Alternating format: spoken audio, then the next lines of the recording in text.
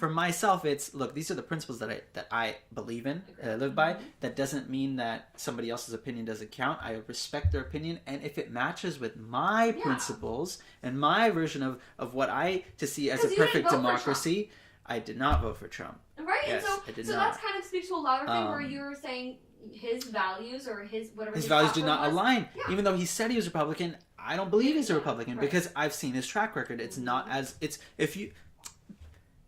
I don't know what you can say about the Democratic Party, but you have to read your party's platforms and policies. There's so many people that say they're Republican, but don't read the party platforms and policies. Right? And that doesn't mean that you live and die by them, right? But at the same time, you should be aware of what your party's policies and platforms are. What, you know, we have our last one, I think, was like 66 pages, right? Do I agree with all of it? No. Right. But at the same time, majority speaks to me. This is like, I'm a conservative. It's my family practices, you know, religion and whatnot. So like all that, it speaks to me. Right. And that's why I consider myself Republican. Totally. Gun rights all the way, baby. But at the same time, if I see a Democrat who has good ideals and he aligns with what I believe, I have no shame in saying vote for him. Right. I have no shame in saying or her. Exactly. Well, let's be honest here. Yeah, definitely. Right. Yeah. And that I think in America we've lost because it's so binary. Either you're red or blue. Agreed. Either you're red or blue. Totally. And then the reality is look at Rome. Go back to the history books. Right. The height of Rome's democracy, senators and just the whole what do you call it? Grandiose Roman Empire. When you think about it, that's what they were. You know, they had ideals, they had things that they believed in, and when you believed in it, you voted for that person. No, so that's the thing. I think as we are, human beings are so complicated. And... Maybe it's a romantic thought. No, but I like it though, and I think we're so complicated, and we have opinions on everything, and so you would hope that our legislators would affect that, right? Or reflect in the same way, and so. Like that's something. The one thing I wanted to kind of clear up and understand, and hopefully kind of share common ground. Share common ground. We're just like we should look at the camera. Just common ground, right? But you know what I mean. So yes. I'm glad that we're able to understand that, and the same applies with me. You know, if there are incredible candidates, regardless of party, exactly. The person who has most experience, most compassion for their constituents. You would hope that they would be the one to win, right? And that's kind of what politics is based off, and governing is based off. Like right? I remember going through the ballot, like congressional city level, like I voted all Republican. But when it came to the highest office in the land, I don't think that President Donald Trump was a candidate fit for that office. Totally. And so that's that cool thing we're kind of shifting into.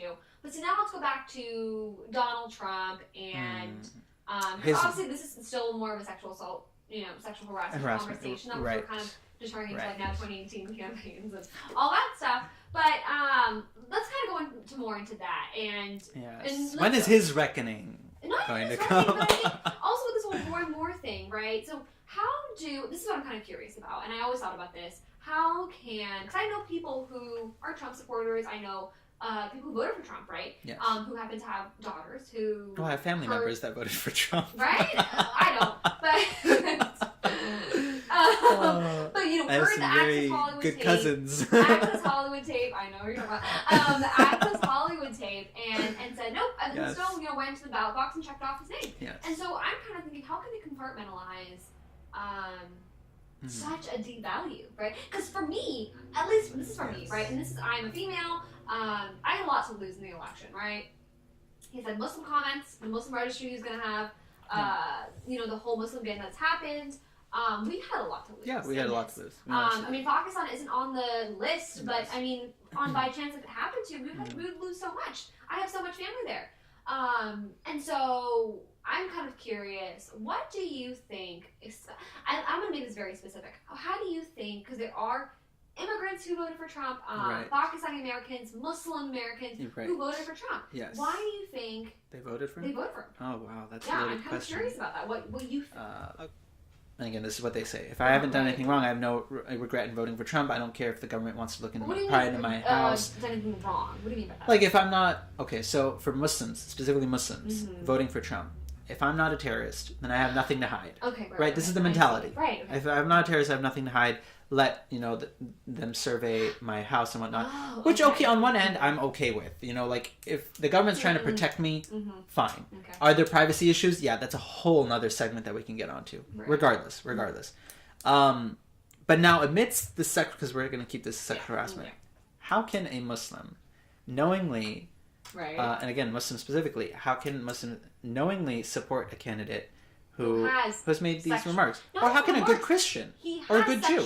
He said that. It's not as if it's an allegation. He himself has said it. So it makes you question, like, okay, well, then Hillary Clinton must have been a really bad candidate. Which, by my own perspective, is does she have a lot on her resume? Yes. Yes, she has a lot on her resume. I can't deny that. Right? She's done a lot. Do I agree with a lot of it? No.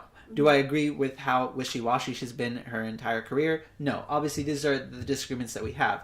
So you must have really disliked Hillary Clinton to support somebody who is practically a sexual assaulter. So now I want to respond to that because that is a logical fallacy now. That is.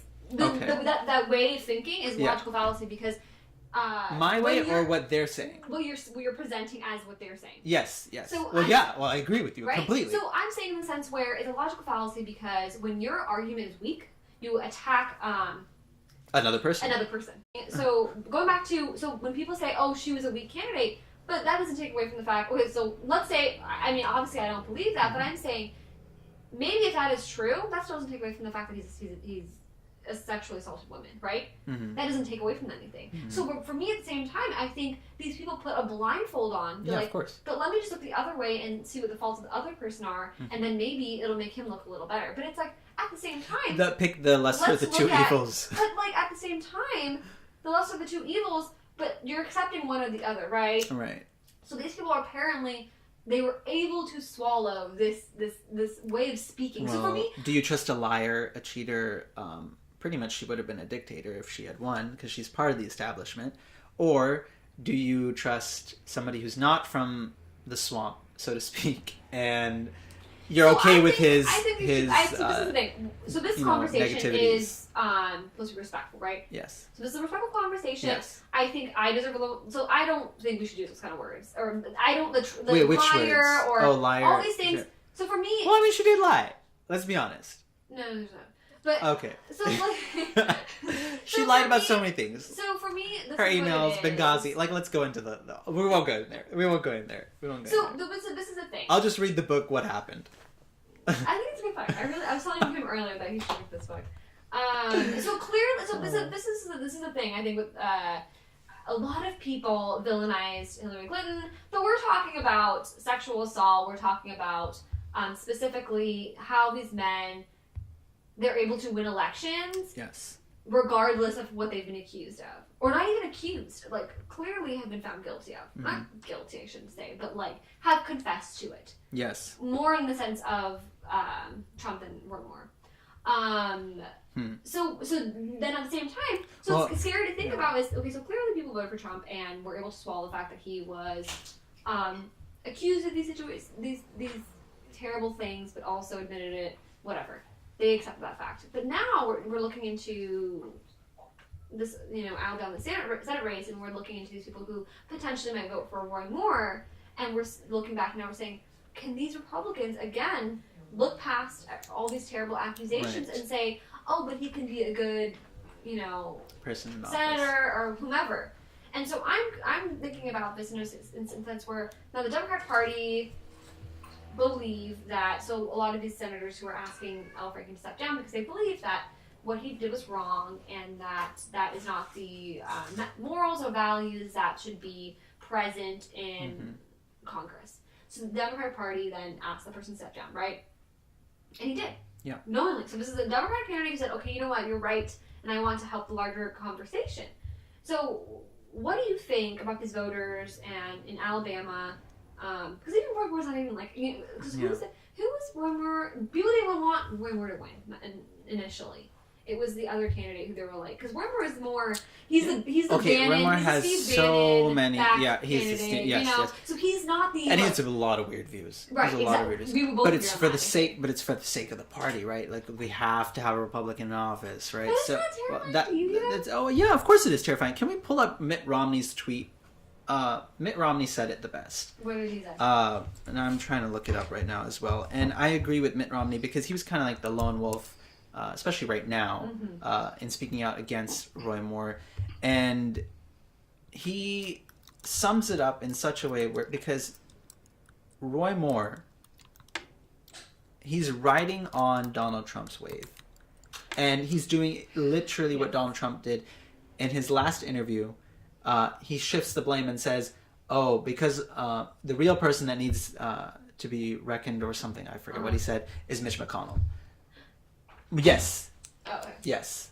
Her account is too serious to ignore. Moore is unfit for office and should step aside. Look, this is why I like Mitt Romney, because he can see decency. Is for criminal convictions, not elections, because we hold people to a higher standard.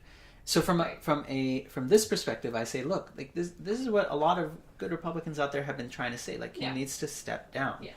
But for Alabamians, that's what I was saying, right? That was the first thing that I said in the beginning. Half of them, like I'm reading what people are saying, right? I'm reading these statements. Half of them are trying to are saving his butt and saying, oh no, it's a religious thing, it's okay. Oh right, and then and then some people are saying, look, he needs to just step down. Yeah. It's okay. It's party. I think there was one more tweet that just happened right now as well, where he said that it's not. We should take the loss along the lines of we should take the loss because it's ethics over party. Because I mean, let's be honest, out of the two parties, it's okay if we lose the seat. It is Republicans. It's the integrity that matters. Yes, I think that's along the lines of integrity.